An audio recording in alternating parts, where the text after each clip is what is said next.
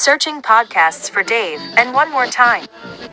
A recent data analysis tells us there are more than 5 million podcasts in the world today. You heard right, 5 million podcasts. And yet, with a veritable unlimited plethora of options. Here you are. We sincerely hope you've chosen this podcast for its track record of wit and wisdom. But maybe you just butt dialed it by mistake on your phone. That's cool. Sometimes your butt knows what's best. Welcome to the podcast preferred by smart butts everywhere. This is Dave and Juan.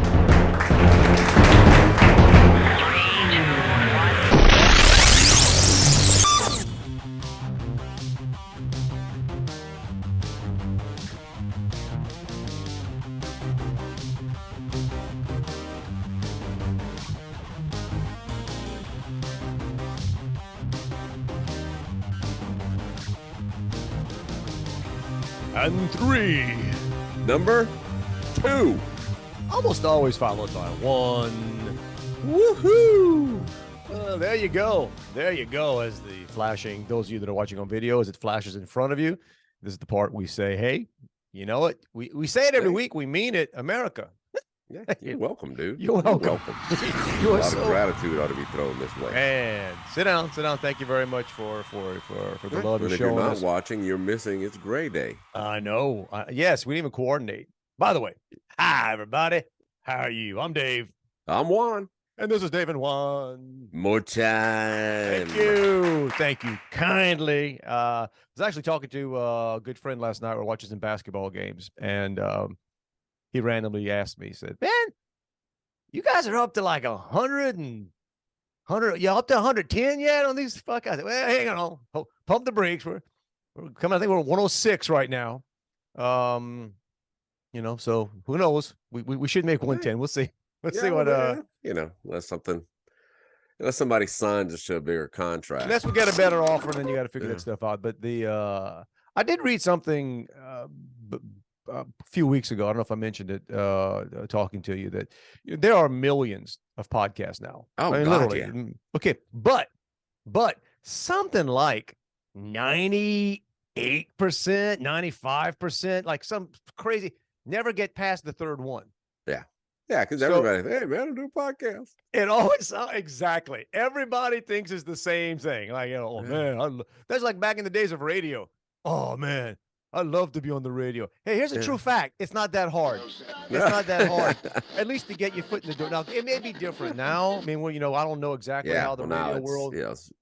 Fewer talent. Exactly. In multiple markets. Exactly. Now, because now you back in our day, I think Stern was just starting to maybe syndicate back in those days. So all these local markets. There was no real other than that. Yeah, Walton and Johnson were just, they were just in New Orleans. That's it. And still, again, we talked about Walton and Johnson before. Those of you that know, we still think best. They used to be the best radio team ever. Now they still call it Walton and Johnson. John Walton's been dead for a couple of years now, I guess. Yeah. And the other guy, the guy that takes, he's all right. He's all right. What gets me are the guys here in the Houston market, and he's one of them. That guy, I think it's Kenny. His name is that. Producer Kenny. Okay, so he does the mornings with Johnson, Steve Johnson, but then he does his own show at like, I think noon or so. He has a maybe 3-hour show in the afternoon here on another AM station, or the same AM station here and Michael Berry does the same thing. Like, when did putting 6, 7, 8 hours a day on a mic become like that's the gig? And I guess they can do that's because Michael Berry does 3 in, 2 in the afternoon, and doesn't repeat the content for the most part. No, he's good. He's really good. Yeah. He's syndicated out a few places. I know he's up in Oregon. Yeah, he's here. Yeah. We don't get the I like morning him. show. I like him a lot. He's good. I like him a lot. And but I want to say, I don't know this for a fact. I want to say he does it out of his house. Oh wow. Now, that's the other. Not everybody has to go to the studio like me and you, Juan. Not everybody exactly. has to get up and go upstairs Yeah, exactly. I got stuff to move up here to clean up this studio, man. My vocal recording space next door that I slide over Your to get vocal out of the way. recording space. You're looking at my Um, vocal recording space, man. This is it. Yeah. But I know some people, and it's a syndicated morning show, based here. And it's three of them. And for a while, one of the guys would do a good chunk of the show from his house in the morning. Yeah. Kind of check out for 20, 30 minutes, bring his kids to school, and then show up at the studio and finish the show. That's pretty, man. That's like that. Yeah, that doesn't sound like working. That just sounds like no, it's a gig, man. That's gonna hang out, do a few things. Well, again, it's the world we're living in where, dude. Okay, back in the days of radio, 1,000 years ago, we were doing this. Nobody owned a microphone, no. right? Like if you wanted to record anything, you had to be in a studio. Or rent some space, You or found out somebody had. You got a mic? yeah. What'd you hook Check it up this out. to? I have 3. Man, I got mics I don't use. Yeah. Right? I got them sitting around. Yeah. Well, again, everything has changed. Same thing with the ability to record yourself. Mm-hmm. You know, I was thinking about this. I sent you guys a joke. You and our buddy Rick with he's with WAFB. WAFB. I always forget. I'm sorry, Rick. I always forget what station he's with. And I sent the joke meme, or not meme, but the video of Journey. Their video. What is it? Separate Ways, I think was the song. Yeah, yeah. They filmed, I guess, on a wharf in New Orleans. Yeah, in the warehouse district, man. Yeah, I think it's the cheesiest video ever. It's 1,000%, but the video is hysterical. For those of you that haven't seen the video, they basically take all the music out and they just dub in. And it's not really them singing, because I mean they can sing, but it's a funny video. But then Rick says, rumor had, or what do you know? This was a long time ago, but he said apparently they edited that video at WAFB, which is bizarro world to me, man. Because that's, I don't know. Well, that'll show you. Even big old bands didn't really have the equipment traveling, right, to do that stuff. And back then it was I mean those things were. Yeah, I don't know. I'm getting in the weeds now. They weren't shot on film, but you had to go to some high-end studio to edit. It was your basic video, which was easier to edit. But very few places had studios, facilities. Now you got a freaking computer, man. You can make a video all you want. You can do it on your iPhone. Right. And the one story, the most interesting thing of the story that Rick shared, he said he hears there was quite a bit of cocaine, quite a bit of cocaine. Yeah. Quite a bit of a lot of inducement going on. Yeah. Which could explain the video. Might be. I've never done. I never intend to. I have no idea how your brain works on the white stuff, but apparently that was heavily driving the editing. It was a kind of a choppy edit. Now that you think about it, it's sort of like. Well, Gary Pickle, who we also went to Nichols with, works at Channel 9. Okay. He wouldn't have been there. I don't know. I'm trying to remember the guy. I thought the next thing you're going to say, well, whatever we went to, he was also a cokehead. No. That's not. It just seemed like that's where you were going with that, but that was not the. No, Pickle's a good guy. Yeah, shout out to him. No, you're right. So recording, you never know. So my wife works with, she runs this program and stuff with the church, and she has a bunch of volunteers, and she does videos. Like sometimes, like each week, for them to talk to the volunteers, kind of keep them motivated and let them know what's going on. And it's really that's great use of technology. But anyway, I wake up this morning and she's up before me as usual, and I'm trying to walk through the breakfast area, and that's the area where she records. So I'm just trying to be quiet, waiting, letting her, be all upbeat and talking to the folks. But I really wanted a cup of coffee, man. After about like 3 minutes, I was like, I might have been grow up on a city. Hey, wrap that up. Sensitivity of her mic. Wrap that up. Yeah. Wrap that. I don't want to distract her. See, look, man. That's my little booth right there where I do my voiceover work. You actually, you got sound stuff up there. Okay. Mm-hmm. All right. Yeah. I did that, man. Borrow that, man. Go buy a moving blanket. That'll dampen the sound. Dude, when I used to care, Okay. I have closets around here that are just blanketed up.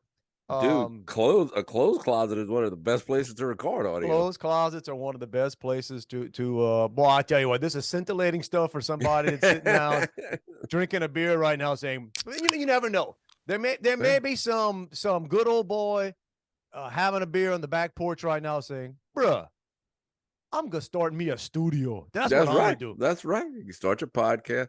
Look, let me tell you the technology story, that I encountered this week. My company had a trade show down in Mississippi.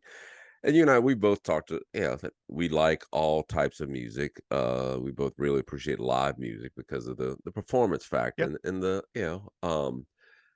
so it's taken me a while to get, you'll go in pubs sometimes and there's a guy playing a guitar and it's, he's singing to an accompanying track that's got drums and keyboards in it. And it's like, Yeah, all right.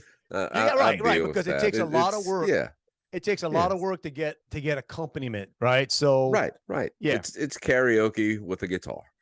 Pretty much. So we had this party on one night and it was a little duo, a guy and a girl.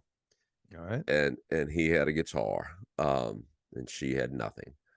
But they're full on playing stuff like it's so obvious, like Separate Ways by Journey. It's got that big keyboard intro. Did they have a keyboard? No keyboard. There's no guitar at the part, so they're not even. It's not even pretending. Then I start paying closer attention. And it's like they've got all they're doing is singing along with the full song with full vocals. It's like Milli Vanilli with the mic turned on occasionally. And the level of people who are into this, my coworkers are just thinking they're great. And can you believe? Yeah. One guy who's older than me who was saying, man, I talked to the guy after, and he's like in a Led Zeppelin tribute band. He's good. I said, bro, if I learned the words, I could be in a Led Zeppelin tribute band. If that's what you're doing, right. We can all sing along with the actual vocal track. Right. I mean, right. You should hear me in my car. Oh, geez. Except I actually, sing louder than the track in my car.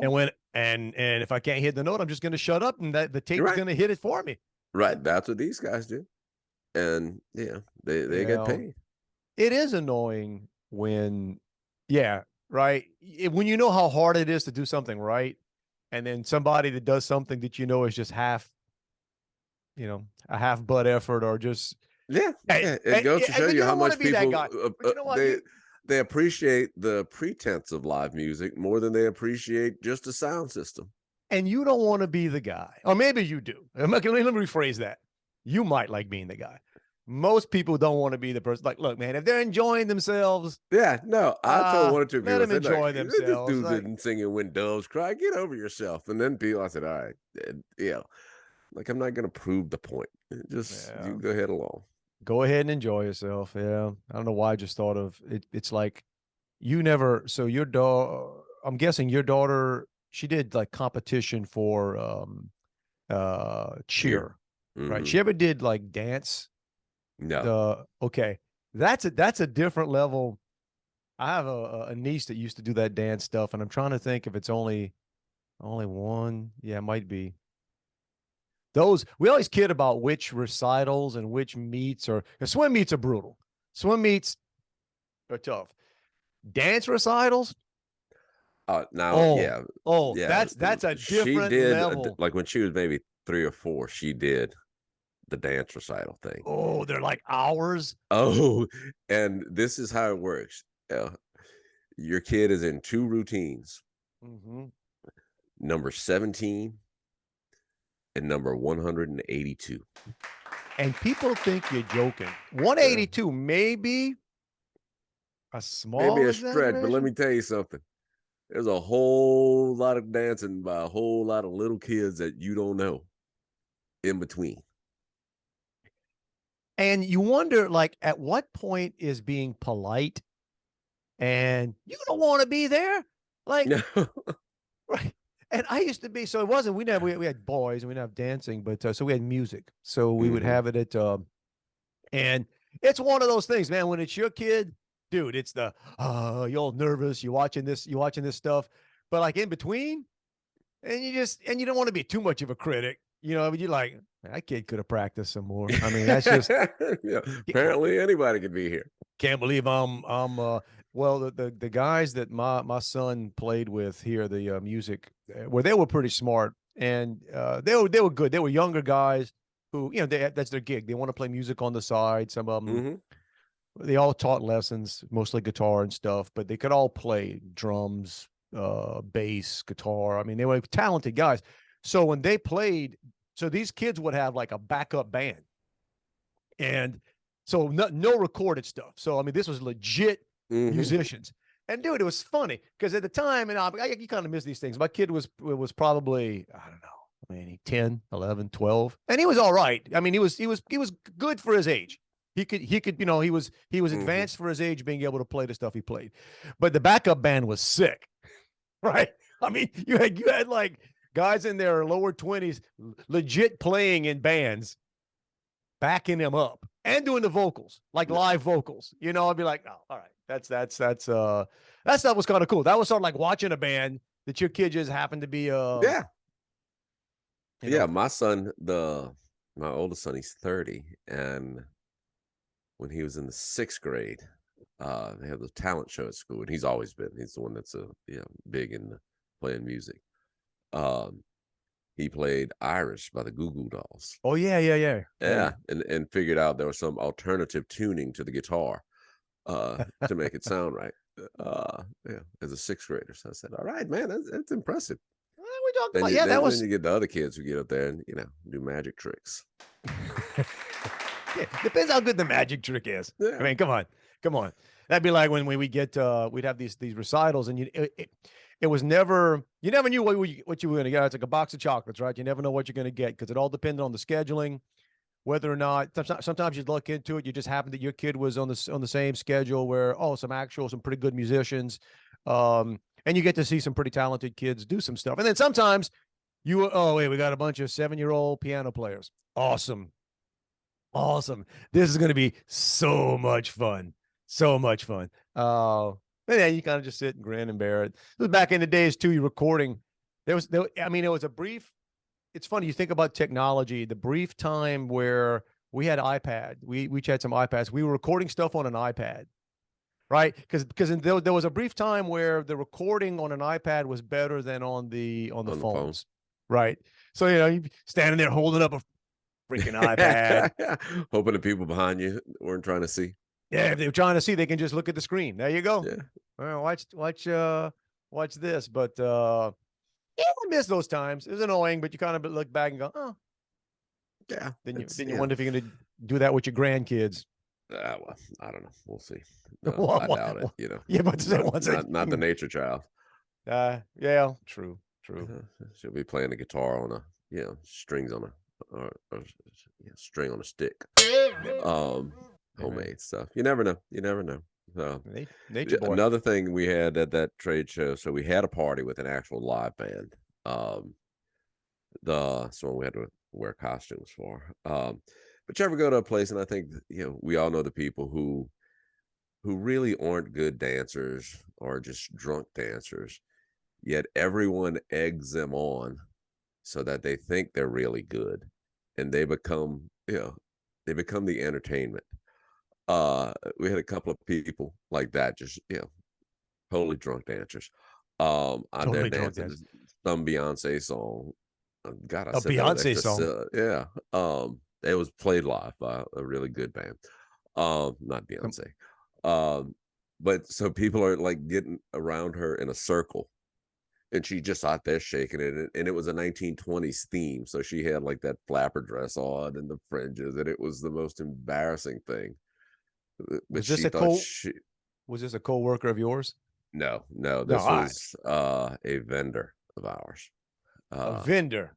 Yeah. Because pro tip, everybody, what's a really good idea whenever you're out on a business thing and you're around other people who only know you through professional interactions, and you probably talk serious business, you talk pricing, you talk serious things. It's a good idea is to go out to these conferences and get snot slinging drunk and act a fool. Yeah, she in fell front down. of. There you go. There you go. So I don't care what this person does. Like, I don't care if she becomes the CEO of whatever it is. All you ever going to remember. I remember that time she got drunk and fell down dancing to a Beyonce song. Was it Single Ladies? That's literally only Beyonce song I know. I probably was. Yeah. All the single ladies. Is All the that the one? single Da, ladies. da, da, da, da, da.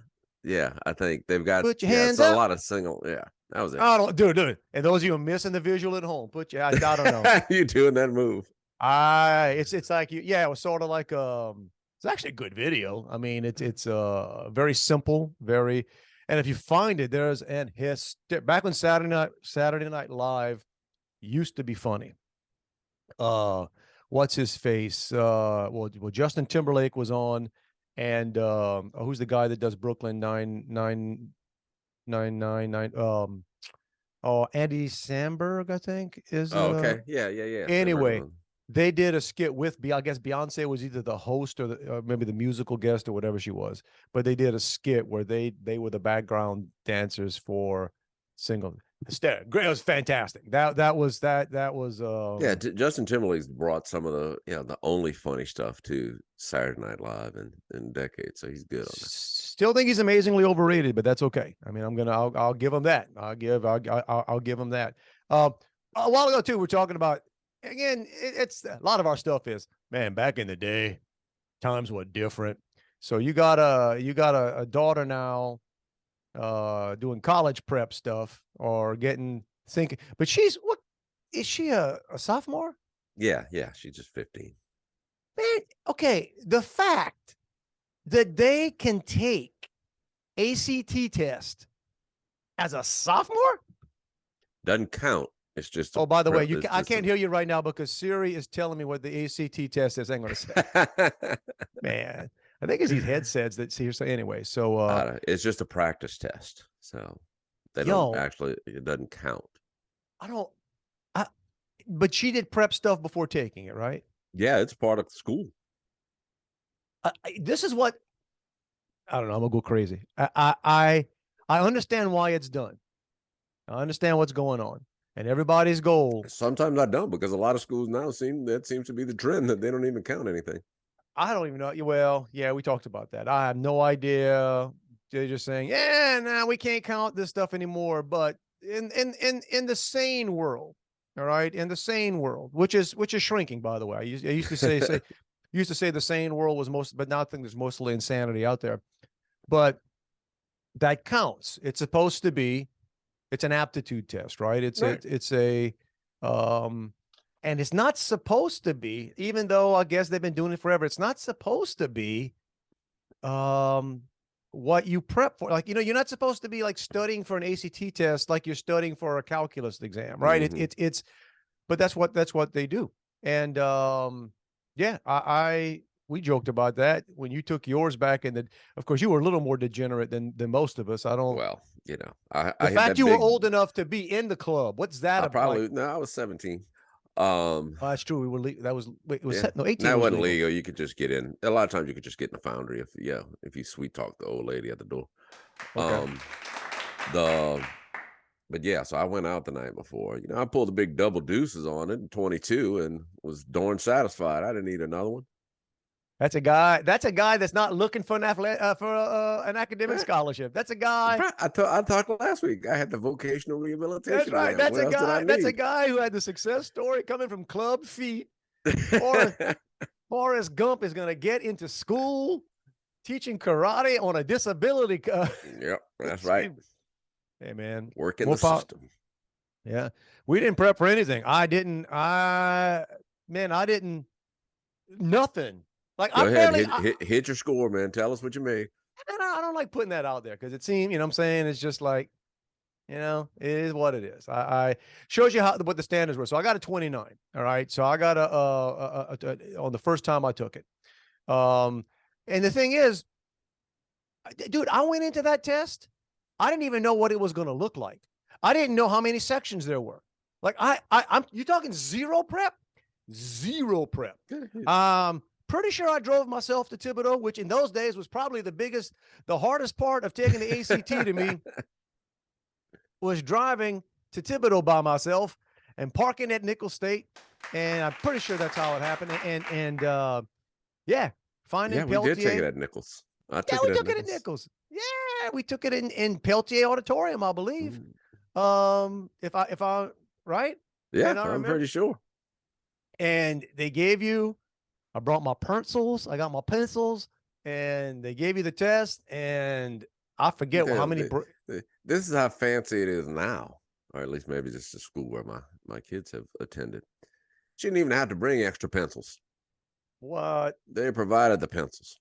Man, you paying When for I that through took it, man, tuition. we had people who had to bring their pocket knife to whittle their pencils if they broke it because they didn't have extra pencils. This is back when you could have a pocket knife on campus. Right, or those fancy pencil sharpeners mounted on the wall in your pantry.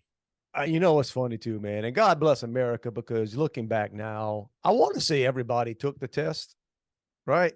I mean, I guess.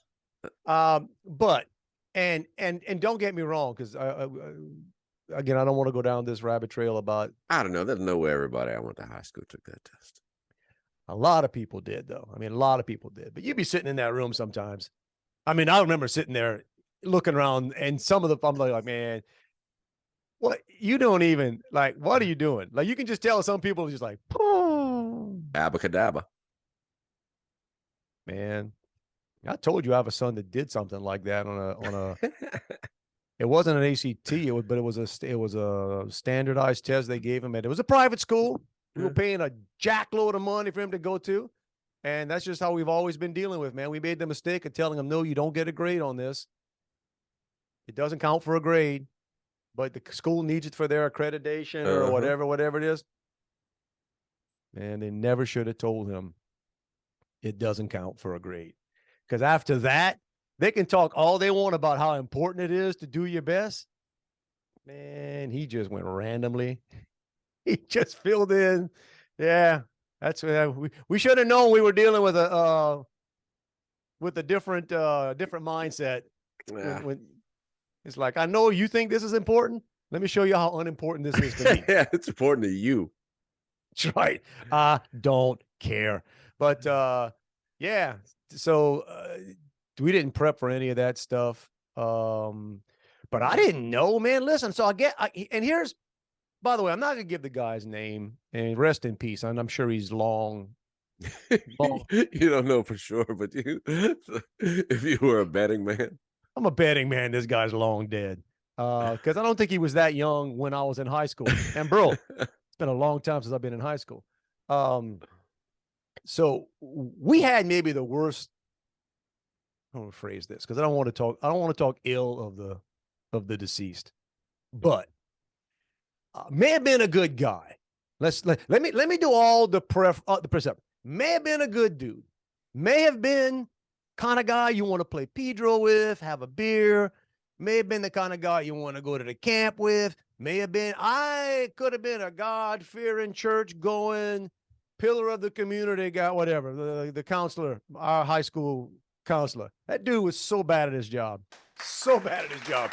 Looking back now, the guidance we got, oh my goodness. I remember apparently he got the scores, or I got the thing you're saying, so I made like a 29, which at the time, and this is going to sound.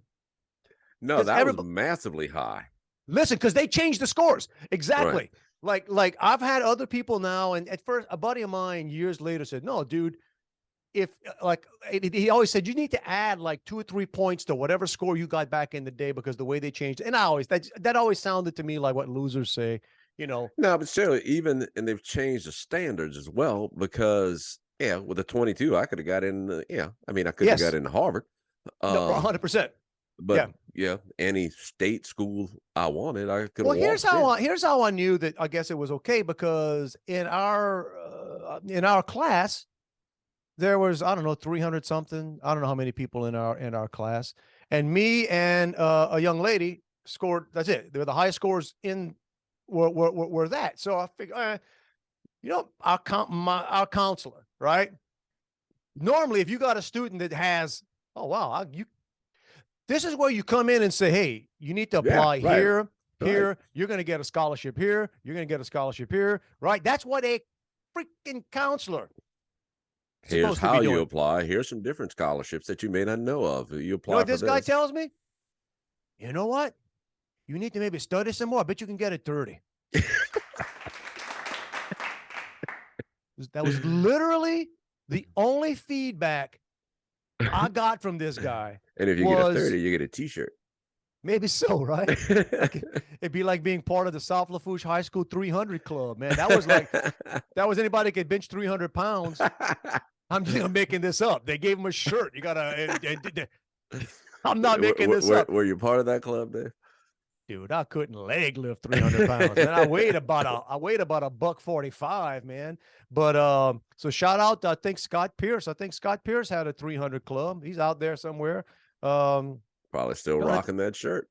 I hope it fits him. Probably does. There was only a handful, man. That was back in the day, dude. What was, trust me, you got a lot more respect with a a South Lafourche 300 Club shirt than making a 30 on your ACT. Nobody cared. But no, man, that was that guy, and I think I made a 29 the next time. I didn't, but then the next time I didn't even prep. Same thing. Nobody prepped. The other thing, nobody said. I kind of so literally the 2 times I saw an ACT type exam were when I was taking it. Right. That was it. Like, well, okay. Figure this out. But I'll tell you, we've got my daughter at her school tomorrow. Yeah, they've got a college fair, and universities from all over the country come to this thing. So your counselor in high school was telling you might could make a 30, bro, if you study. Here they go and they visit with colleges in the sophomore year. Jeez, man. Well, okay, and there's a reason all these colleges are coming to that school. Because you go into a school that like most everybody in there can afford to pay to go to the college. They ain't showing up to throw scholarships at anybody. Now, your daughter's an athlete. The operative word would be most. Yeah.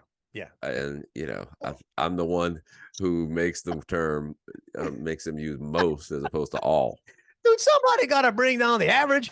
Hey, but how many of them got a recording studio 5 feet from them right now? Exactly. That money maker right there. That's a tuition maker right there. Let me tell you something. Yeah, at this school, Tesla could put a couple charging stations in the student parking lot, and they'd be used. Oh, yeah, I bet. Mm-hmm. Yeah, I don't know. Not by anybody named Semino, but they'd be used. Hey, man, come on. Well, look, but again, that's the beauty. We've said this before. That was the beauty about the short period of time I grew up. I say short period. It could have been decades, but all I know is the period I was at. Where South Lafourche, there were no private schools. All right, you had to go to you had to go to Houma or go to. You could have gone to E.D. White, but but that's the who was point. going to travel 40 minutes to go to school? Now later on, people did it, and for whatever reason. But later on, more and more, because again, when we grew up, it was either both parents working or one parent works, the other one has other kids. You know what I'm saying? Like you couldn't be commuting to these.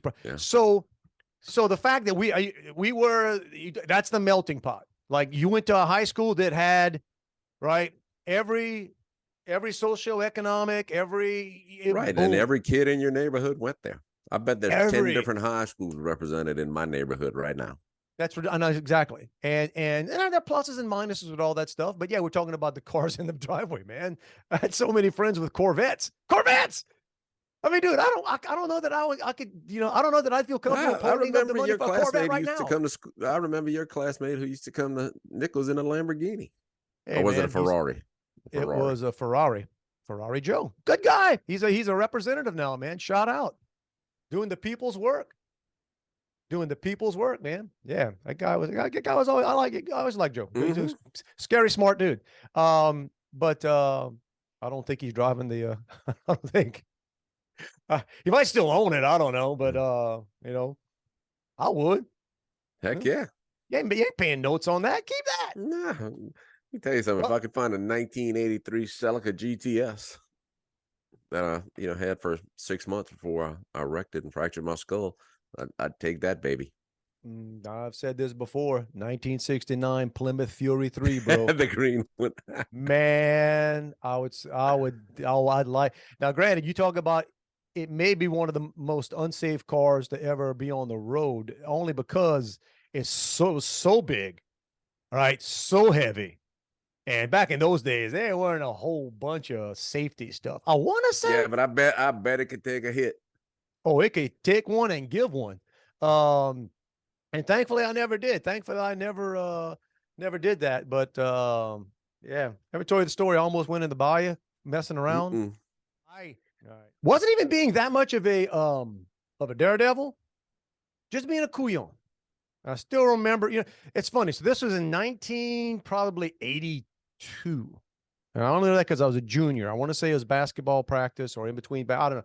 We're going to it wasn't a Burger King. It was Mr. Cook, Mr. Chef, Mr. Whatever the burger place was right there, not far from South Lafourche on the other side of the bayou. Everybody, if you know, you know.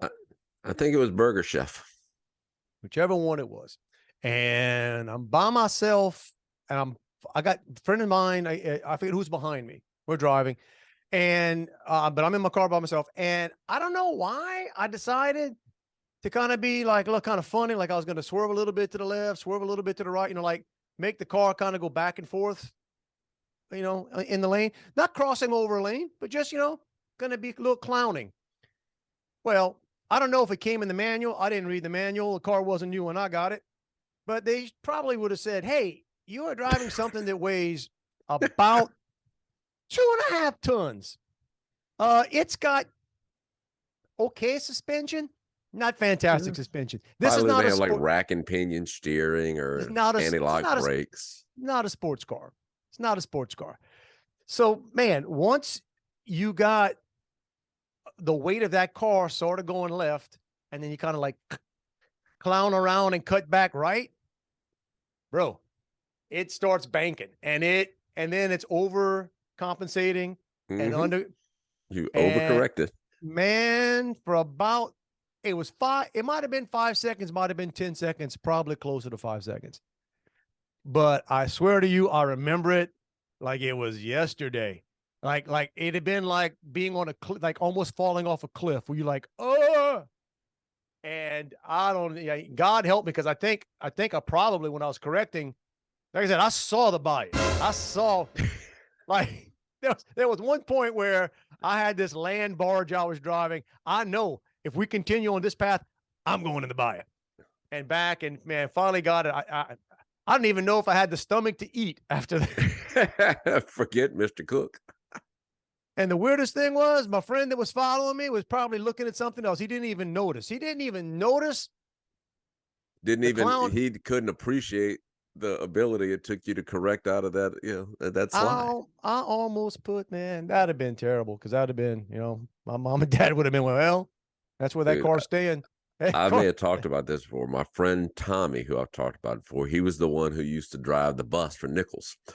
Yeah. He was a student and he would drive the bus. Well, he was coming home one night, and that's when we were, I guess it wasn't, it must have been after high school, still living at his parents' house, was coming out one night from some nightclub or whatever.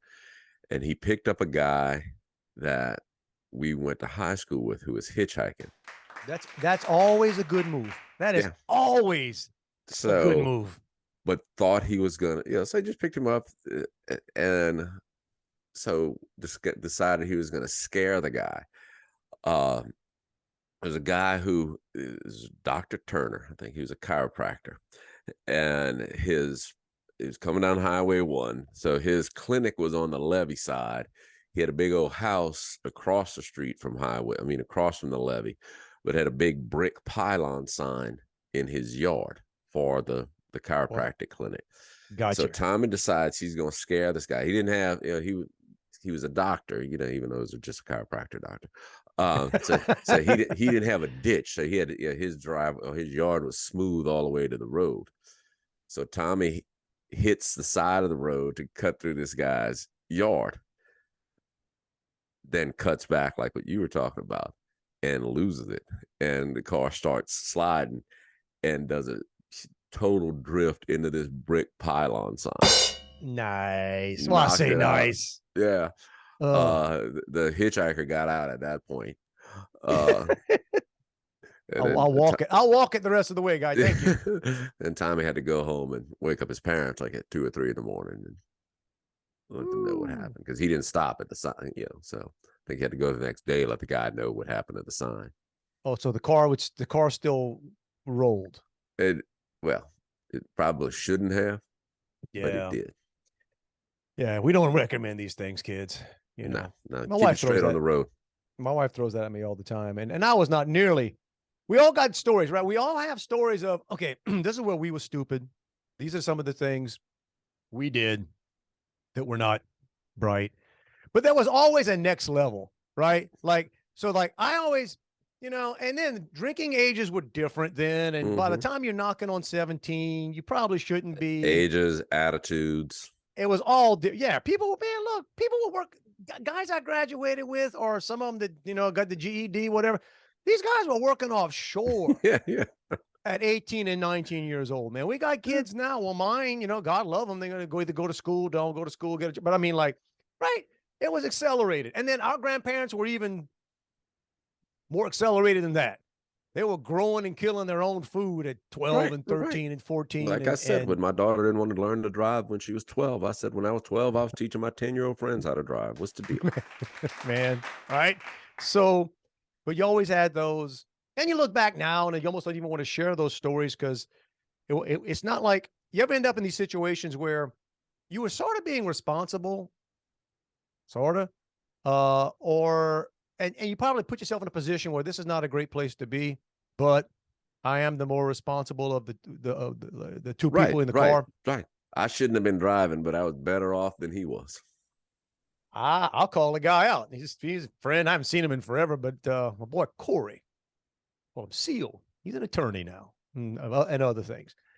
And he and I went out to, I want to say it was the lakefront back in the day. Was there like a yacht club or something? You remember there was something in New Orleans? Yeah. Was like Jaegers? Was it called the yacht club? No, is it yeah, I don't know. I know the area you're talking about. They got a lot of people right now yelling, "Oh yeah, that was anyway." So he drove. Okay, which is fine. And that's when you're always dumb, when you think like, well, I ain't worried. I can have a few. I'm good. I can have more than a few. He's driving. That was always the cloak of invincibility we put on ourselves by, right? Yeah, somebody else is. I'm not going to get a DUI. That's all I know. But it's like, yeah, but man, you just put your life in the hands of. Yeah, it was about the ticket, not about the state. Yeah, exactly. About dying. So we leave this place, and when I say the fog had rolled in,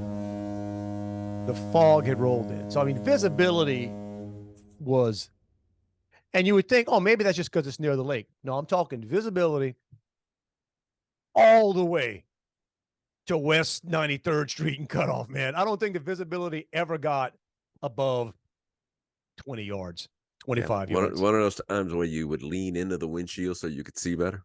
Because that makes it really safe. You want to get, no airbags. It wasn't like an airbag was going to. Right. So anyway, so you probably didn't have a seatbelt on. So here's my boy CEO.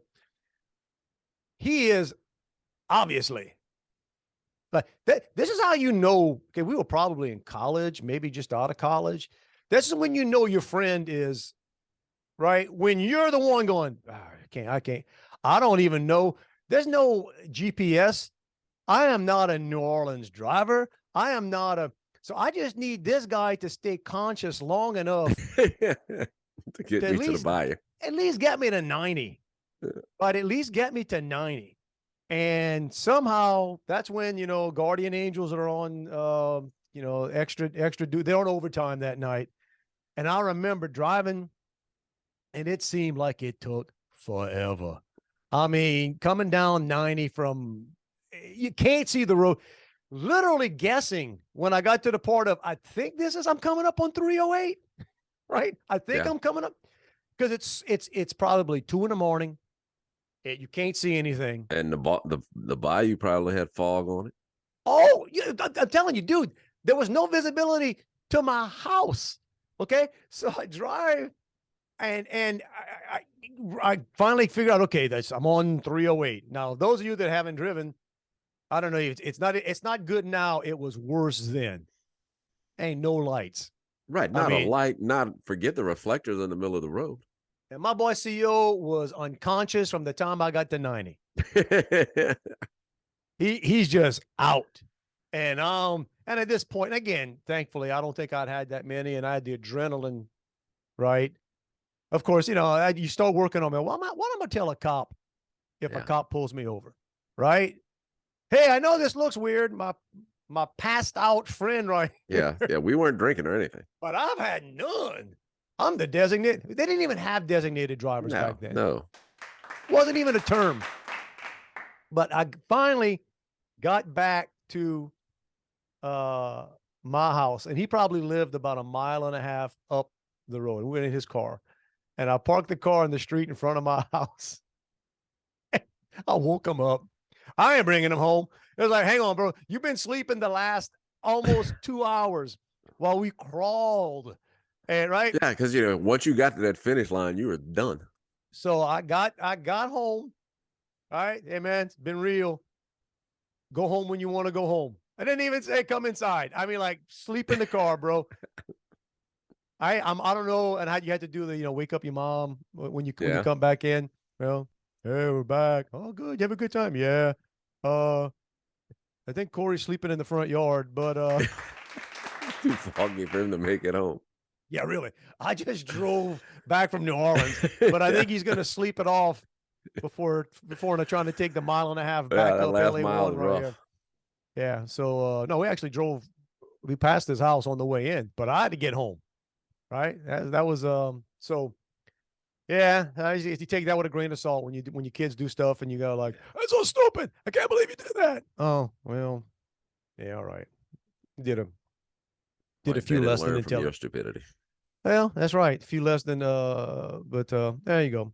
So what we look? Oh, it's sort of on that. I'm not sure. So I got a 40-year high school reunion coming up like in a month, less than a month, I think. You going? I don't know what. I want to go. I love my reunions. We hadn't had one in years because they keep trying and nobody wants to go. I would. Well, they're working hard on this one, and I want to. The issue is, I'm supposed to have something it's on a Saturday night, and I've got something on the Sunday, like at noon or 1 o'clock. So, and you got to figure out, all right, how do I do that? Because if you're having a good time at the reunion, I don't feel like getting on a plane. I ain't driving back. Yeah. That's for sure. You know what I'm saying? And I'm gonna try to do it. And then that's when you do it. Like, I don't know if you and your wife ever do it, but I got to talk to my wife about, do you want to go to she hates these. She doesn't go to her own reunions. Right. See, Joey loves hers. My wife does not care. And they do like a multi-day thing. Well, you might as well, look, and if depending how far people come in for it, that's the other thing too. Oh, if I was, if I was, say, Baton Rouge, Lafayette, right? Yeah. It's a couple hour drive. Fine. I'm 6 hours away. The problem for mine is, for my classmates, seemingly, I'll tell you this, we have it at the same hotel every year in Gonzales. Oh, yeah. And that's a bit of a drive for the people in Napoleonville. So it's a bit of a drive. Yeah, so they don't want to make it. But my 40-year reunion got COVIDed. So oh, okay. And well, you know how that works. We did the math wrong on the 35th, but we did it as a 36-year reunion. That's an awesome Pankerville type story there. We did the math wrong on our reunion. I wasn't planning it. That's a sign that, what was those ACT scores again back then? We might have to take that back. Bro, we lost count. We lost a year in there. Can you believe that? Yeah, so, and I know I've got some friends that are going to be there, and I definitely, and at that stage, man, dude, it's a 40-year reunion, and, we don't feel that old, but we old. You're older. Oh, I'm sorry. I'm talking to you. You're a little bit older than me. I get it. Yeah. But I mean, so when you look, and you don't realize how old you are until you start hanging with people your age or friends, and we all look around going, oh, we all the momos and the pawpaws now. Like we're at the stage that we thought they were ancient, right? Dude, I'm telling you, I know I'm old. Again, we had that trade show this week where basically all I did was stand up for 2 days. I got home Wednesday. I'm still recovering. It's Saturday. Embrace it. Embrace it. Yeah. I don't know if it's smart or not. I just, some of the stuff I watch and some of the things I read talk about, as you get older, as we are. And by the way, it beats the alternative. All these people that complain, oh, I'm not going to count this birthday and all. Everybody that's all upset about getting older. There's only one way not to, and nobody wants to sign up for that. Okay, that's so. Getting older is you're fortunate. That's your blessing. You beat somebody else. So there you go. And with these blessings come the little gifts you get. Stuff hurts. It hurts, But and they say like at our age, you gotta keep pushing yourself. I don't know if I believe that anymore though. Like you have to do hard stuff, like whether it's weights, whether it's whatever. You have to keep your body. I don't know. I try not to. My dad's a great example of it because he'll be 89 in a couple of months, and he does a lot of good stuff. He hits the gym and he does yard work, right? Right. He could do more than me still. Still gets on the tractor. Still right. He pushes, man. He pushes, weed eats, edges with diesel. Hey, man, as any true, and I will go back to this. Everybody that made fun of or whatever, I can't believe you guys put diesel on grass. Hey, what about Roundup? You don't see any class action lawsuits on the diesel Fox manufacturers. News. Yeah, on Fox News saying, hey, did you ever deal with barrels of diesel as a child? And did your grandpa ever had you walk with a metal watering can pouring diesel along a fence line? You may be, no, but Roundup and that stuff they did, right? But that makes you wonder, man, even to the point now where like they got lawsuits about powder. Now that's been on for a while, right? It's been a couple of years now. They've been pushing, you use talcum powder and stuff like. Okay, so help me out here. We're supposed to totally believe all these drug things, all these pharmaceuticals, all these, and I guess I should be careful because we are so going to get throttled. Like this podcast, it's gonna go out to 4 people if you talk about the wrong stuff. But wait, I'm supposed to like just think, just because the FDA or the CI whatever or the CDC, it's safe, and years later they come back and say, yeah, man, don't use powder. Right. Oh, you know that stuff that you could buy by the gallon, like when you walked into Lowe's and Home Depot and it was right there at the door. Yeah. Go spray this on your yard. Like, yeah, all these things, all these approved things. I mean, when you come back to me and tell me that freaking powder everything is dangerous. All right. Yeah. I didn't know anybody with a peanut allergy growing up. Yet certain schools won't, you eat peanut. If you might have to sit in the cafeteria way on the other side by your lonesome self. They had a good lobby. They had a good, so there you go. So next generation, y'all fix all that. Whatever. Right. That's back to what we're talking about. Get out there and walk, do something.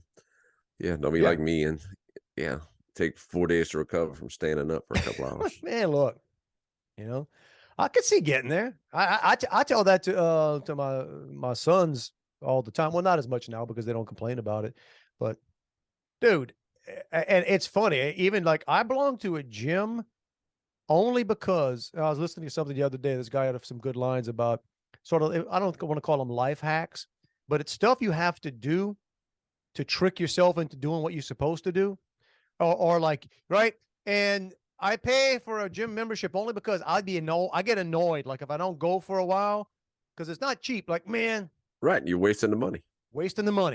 And then once you get there, and I don't want to be there, I'm not that guy. I'm not walking in the gym like, man, I can't wait. Get it? I hate it. I hate it's a strong word, but right. And you just make yourself get there. And then once you're there, well, I came all this way. And it's never fun. Yeah. Well, then it's like you don't want to embarrass yourself and leave. See, this is the difference in the thought process between me and you. While you're talking about a gym, I'm thinking that, they just opened this new gym down the street from my house. which is right near the snowball stand that just reopened yesterday. And I forgot. Going to the gym again? Today I'm going to pass by that gym on my way to the snowball stand. Hey, man, whatever keeps you going, whatever gives you motivation to get out of bed in the morning, besides doing the podcast, right? Besides, that's how we started doing. We were talking about when we started. It's like, yeah, I don't know. How you guys get to 100 something? Right? You start with 1. You just keep doing it, man. Do 2 and keep fighting Zoom the whole way. Yeah, that's right. America, if you only knew. You only knew the fight it is sometimes to get this thing going, but just entertain. Be entertained enough by yourself to keep doing it. There you go. So I try. So I'm gonna try. I'm gonna see. Like I said, I got to talk to my wife and see. You know how that works, man. It's always so. Like I said, she doesn't really care for, but, and this is where you get. So where's the reunion? Is it? It's in Golden Meadow. It's Galliana Golden Meadow. Some. Suppose, and I'm sure it's going to be super nice. And I know there are people there. I would like to see. I know there would probably be people there that I literally, you know what I'm saying? They could ship in a bus of people and tell me this is who you went to school with. You need to wear the Dave and Juan podcast T-shirt. No, that would not pump up listenership from the Bayou.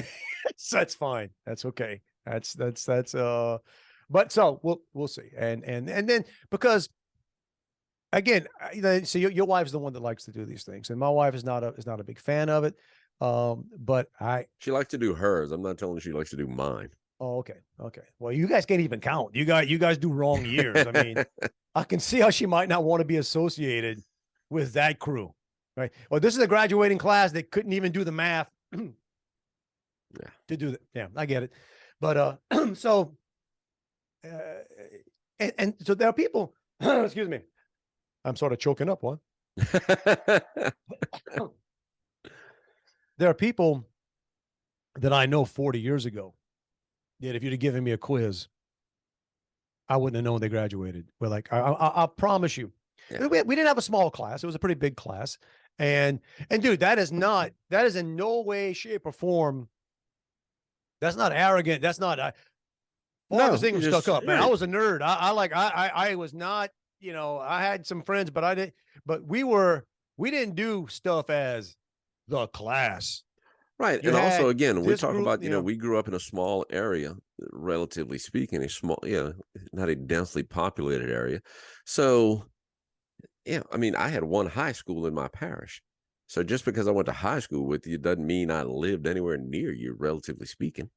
So I may never have seen you before or after. Yeah. That's what you did. So if you were in any kind of athletics, you tended to like, okay, that was the crew that, right? Look, man, you using a locker room with somebody, that's the crew you sort of hang with.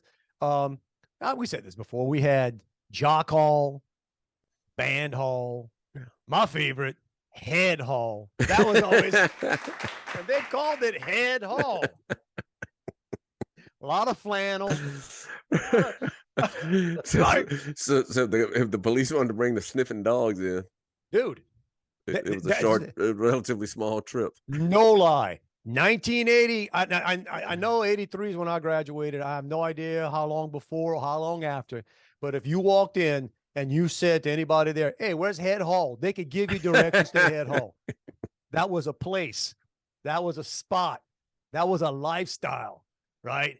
So that was big enough that, and if you didn't have classes, right, with people, and even then, you'd have 20 something, 30 something people in a class. If somebody was a quiet, wallflower type person, or just they had their friends and you wouldn't know. So, like I said, literally promise you, man, we sat on stage to graduate 1983. I'll bet you there were 30 to 50 people on that stage that I could not tell you their name. Right. I could not. Every year, I think, in Assumption, they do like a picnic with multiple classes and stuff, or every few years they do that. And I've only recently found out about it. But I'd love to go because there are people I was friends with that weren't in my class. But I tell people, I said, I feel bad enough about myself that I don't recognize half of the people I graduated with.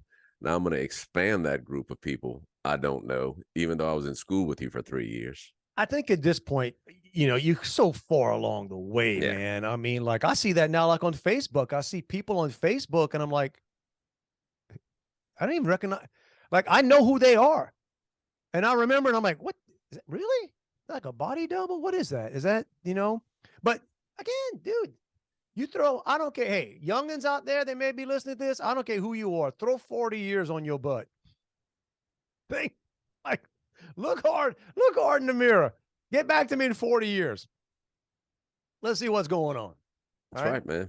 I, believe it or not, had hair in high school, so people may not Lots know of what I it. look like now. Lots of it. Lots of hair. That's when I met you, man. You had lots of hair, bro. Mm-hmm. It's one of my greatest regrets in life. I didn't save that stuff. your own wig. Like, you were lucky, man. You were given a what's the word I'm looking for? An Given a even. short-lived gift of Yeah, a but you were an great even, cloth. but you also have an even skull. Oh, You that's don't right. have Yeah, a. well, you don't see the back of it from there. You're not like my man Fetterman here. I was looking at some stuff here. That guy, that senator dude from Pennsylvania. The guy, I'm sorry, he looks like Lurch, right? Yeah. I mean, he just does. He just does. And there's like this new thing going out there where they're just saying, like, okay, where is this guy? Is Where he is this still guy? still in the hospital? Yeah. Yeah. Yeah. So he, prior to the election, and again, people scream, everybody, it was pretty obvious the guy was impaired. Okay. So you can tell me maybe he was all there, maybe he is, but he was impaired with, he can't talk. He can't, right? Not only, but the whole thing is, he was impaired by not just his ability to speak, but his ability to process the speech of others. Okay. Most people would consider that sort of a deal killer, right? That's but all right, whatever, he's in. And then as soon as he gets in, declares, you think he decided he had depression? You think this guy walked in? Somebody said, all right, it's time for you to have depression and go. And he's, dude, it's a U.S. senator. Yeah. It's just gone. He's Well, what isn't it? If they can keep him tucked away until August, then the governor can just appoint, which I'm sure will be Fetterman's wife. Whatever. So I mean, that's okay. We're gonna delve into, but that's how the world works these days, guys. You find out these things like, oh wow, it's not like Schoolhouse Rock. It's not like, man. It was a simpler time back when we learned government with a bunch of cartoons. Yeah. We learned our multiplication tables with a bunch of cartoons. We learned government, man. We all learned how a bill became a law, right? Nope. It's apparently not how it works. Right. It didn't have all those unrelated attachments to the bill. Yeah. There's another one too with, again, it's politics. I'm sorry. Just the same line of thinking. What's her face? California, Barbara Boxer. Mm-hmm. I don't know where she's at. She's like, I don't think she knew where she was at. Oh no! Wait, I'm like thinking 90. Okay, is that the She's one who older. announced she was retiring, and then a week or so later said she hadn't made a decision yet on whether she was going to retire? Her crew decided she was retiring. Her crew went, all right. She don't know what day of the week it is anymore, and we getting kind of tired. When your crew is tapping out, well, there you go. So, like I said, when I get elected, we'll get all that. Right. We'll fix all that stuff. Something else I will address too whenever I am elected, and again, it's a recurring theme here, Juan. And I hate that I think about you to tell you about these things when it happens. In the gym, sometime this past week. You naked old man again? Different ones, dude. These guys, two of them. I think one might have had a towel. One was probably the big guy. He's about, like, I'm guessing 6'2", sort of rotund, big dude, old, guessing. And when I say old, I'm sorry, it's a relative term, but he's not a day under 70. Okay. Naked as the day he was born, bro. Standing there, no towel, no nothing, talking to his buddy. Like just, and not like turned like at the locker where like, I'm Yeah, naked. having a conversation while getting dressed. I'm talking full frontal, talking to his buddy, not remotely interested in. And I'm sorry, I am walking, dude. I'm a good 20 feet away. I'm just you're just walking by the several locker areas, and part of me just wants to like throw a flag, call a penalty, like call in Lifetime. You got to say, Fitness, hey, I need to ask you a question. What does it take to get to the level of comfort you are with yourself? or delusion, or just not even comfort. I guess. And do me a favor, while you're explaining that to me, Put cover it up. Yeah, or turn. Do something. Like it is again. Now who knows, Juan? Maybe I should not judge. I'm obviously, so my 40th anniversary high school reunion's coming up. So that's so I'm gonna 50. bet when you go back to your high school reunion, let's say y'all have a swim party. I'm gonna bet not a lot of y'all are parading around naked. No, I got one friend that will. He's half naked on everything we see all the time. Anyway, man. I got one friend. God love him. Good friend. He's just all he does now is work out. That's all he does. He works out and he likes to show it, and good, more power to him. He'd be naked. No doubt. No doubt. Wouldn't be an accident. Wouldn't be an accident. It'd be like, oh man, his bathing suit fell Come off. over here. No, I'm about to get naked. That's right. Let's go FaceTime live with this. Come on. But anyway, so we'll see. I'll try to figure out a way to make make the reunion. It'd be nice, but there we go. So I think we touched on everything we needed to touch on this week. What do you think? Get up. Oh, man. All right, guys. Push that button. Let's get on out of here. See if any of this stuff stuck to the magical tape up in the sky. If you want to reach us, we're here. We're here. It's Dave and Juan at protonmail.com. Hit us. We do check it. Yeah. I'll check. Send us messages on the social. Somebody, sent me a note how hilarious they thought my toeless corrective shoe story was last week. So just let us know. But yeah, wherever you're watching it, that's where we are. I guess that's pretty unique to this podcast. I'll bet you with all the millions and millions of podcasts, I'm going to bet very few people told a toeless corrective shoe story last week. Darn right. Oh, maybe I'll get in a commercial. There you go. All right, guys. Every week, we start saying you're welcome. We end telling you hey, it's not a suggestion. It's not a hint. Hey, we ain't subtly implying jack. No. Yeah, man, it's a mandate. Even a mandate. It's a freaking mandate. It's a freaking mandate. You get out there and try to have the best week of your life, y'all. Go for it. What else you going to do? There's going to be a week that happens. If you're lucky, if we're all fortunate, we'll all be here at the end of this week. So that week is going to happen. Whether it is a suck week or it is the best week of your flipping life. Right. That's on you. We try. Right. And if you had a bad week, here's a good start to the new one. There you go. go. Gave it to you. Hey, any race you run is about getting off to a good start, getting out of the blocks. You're welcome. You're welcome. There you go. Fortunately for me, I don't run races because that would require running. Build on it. Build on it. Get out to that snowball stand.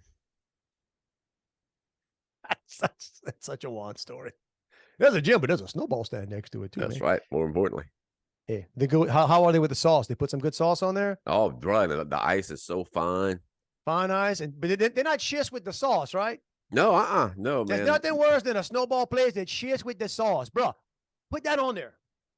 Load that up. It's way cool snowball. And what they do for the Go Cups, I don't know. Some people like the cone, like the point on the top. I don't care about the cone. No. If I get a medium, they'll put it in a large cup so they can flatten it out for me, so I could eat it good while I'm driving. There you go.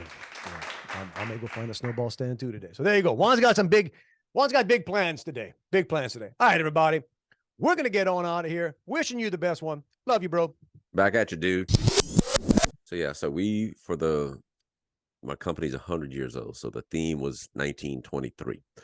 So everybody for the big party dressed in costume. Well, most dudes wore like the what's that show? I don't know. There's some show from the 20s right now, not 1923, but it's where they wear those little chapeau hats. Okay. Well, my head's too big for most hats, so I couldn't wear that. So I Googled, costumes from the 20s and found like bathing suits from the 20s. So that's what I wore. Well, most of the guys had like long, like curly, dark mustaches. So I said, well, I'm going to dye my beard. So then I just dyed the whole thing. And I said, well, hell, I'm going to get a wig. So I did that. Well, the next day when I'm checking out at a hotel, I'm taking a shower and thinking, I see on the bathroom counter, there's a leftover container of the dye stuff. Then, well, of course, I'm not going around with a dyed black beard, so I shaved the beard off. Well, I don't have a razor. I just use groomer. So now there's the hair dye and the hair trimmings all over the sink. Well, I'm saying, this looks exactly like somebody would have come in here to change it. Some criminal going down to the casino and robbing the place. That's a scene from The Fugitive. That's Harrison Ford in The Fugitive, man. So I was almost inspired to not clean up after myself, just to leave that impression, but I couldn't do it. Then I'm thinking, man, my beard must be grayer than I thought, because while it's black, it looks really heavy. Then when I cut it was fake. Then when I cut it off the next day, I realized why it looked heavy, because my skin was black under it. So I looked like Fred Flintstone, man. I just scrubbed my face for about an hour before I could leave the hotel.